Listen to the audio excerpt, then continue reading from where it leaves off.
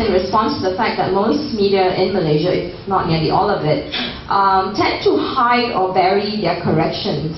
The mistake could have happened very glaringly on the front page. It could have been, really had quite an impact. But then the clarification is usually buried on page 12 in a little one-para little corner somewhere. And we just think that if you made a mistake and it was really big and it was bad, then the correction should commensurate with the kind of impact that the mistake had on the stakeholders involved in that issue. And I think online it's a little bit easier to do that. But I also think that really newspapers could be doing the same thing, and not enough newspapers seeking to do these kinds of correction. In the US, again, that's my kind of benchmark, just because I spent some time with US newspapers. They make it a point to do this, to admit to their mistakes, because they understand that by admitting to their mistakes, they actually are increasing their credibility amongst readers. And then the second part of it is actually best practices from bloggers, where when bloggers make a mistake, they leave the mistake on the page, but what they do is they strike through, meaning, you kind of have a line cutting across the mistake, and then it's followed by the corrected version, and that's just to show a trail of where the mistake was made and how you've corrected it. And again, that's in the interest of being accountable. Next slide.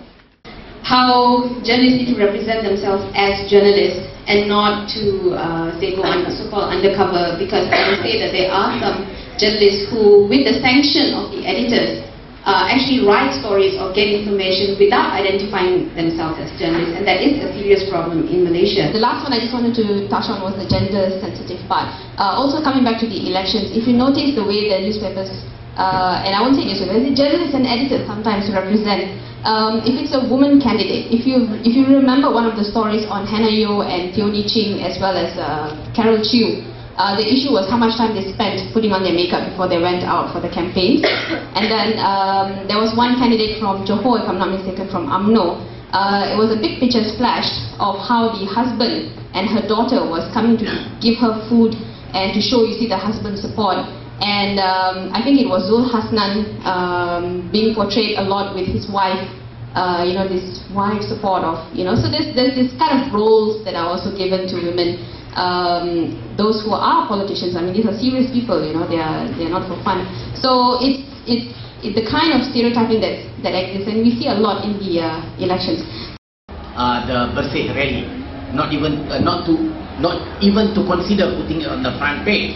So we put it somewhere, page 3 or page 4 or page 5, and a little write-up, a short write-up, and only one photograph. Most newspapers did that.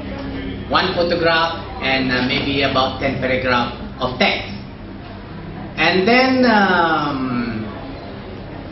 there was this another rally, the Hindraf rally, and we received no instruction, but we played it the way they had instructed us to cover what they call the Bersih rally. So a short story and one photograph.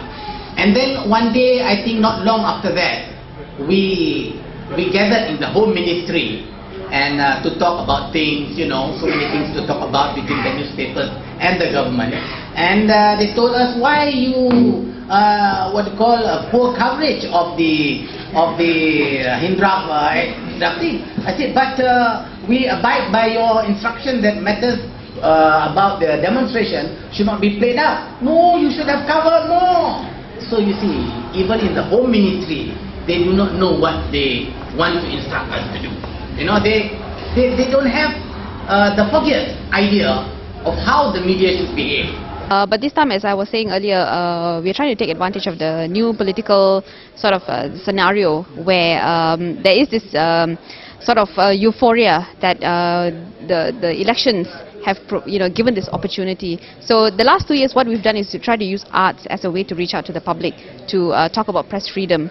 But this time we are trying to engage people more in terms of what can we do really to get to remove the laws, to try and create an environment where it's much freer for the media. So I'm very happy with the turnout that we have had so far, and part of the things that we're doing in our exhibition is to try and get people to say, look, what kind of media do you want? What is it that you want to see in the newspapers or whatever, and also to take an active role and say that yes, as a citizen, press freedom is important for me, So that, that's the kind of approach that we're using this year. So the last 2 years were a lot more, music and theatre and stuff. And this time we're trying to focus so that we actually have a plan of what to do. Yeah.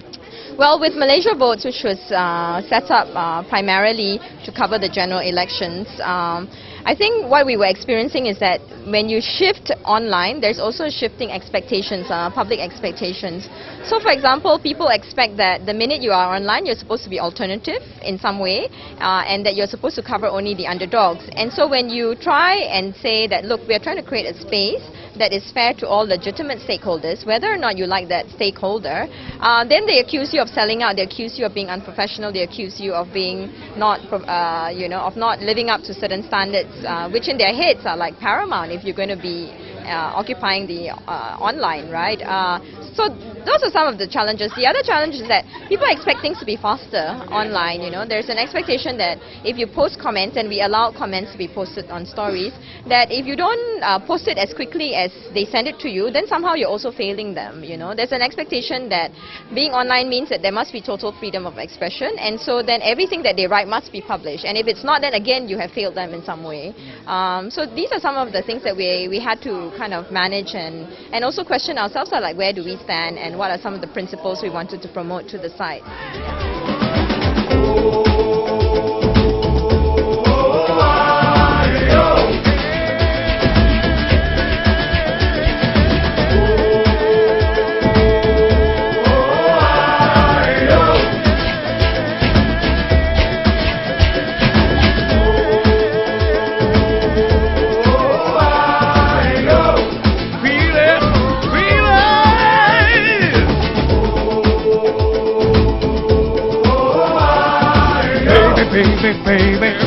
Baby, baby, yeah.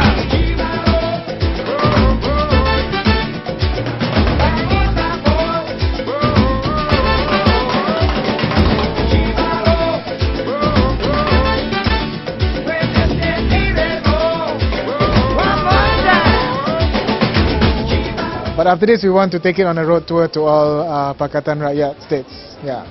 Why Pakatan Rakyat States? Why not all the other states as well? Because Pakatan Rakyat states, the voters have shown themselves to be more intelligent. So we want to encourage them to also read, even though I'm sure they read already. Yeah.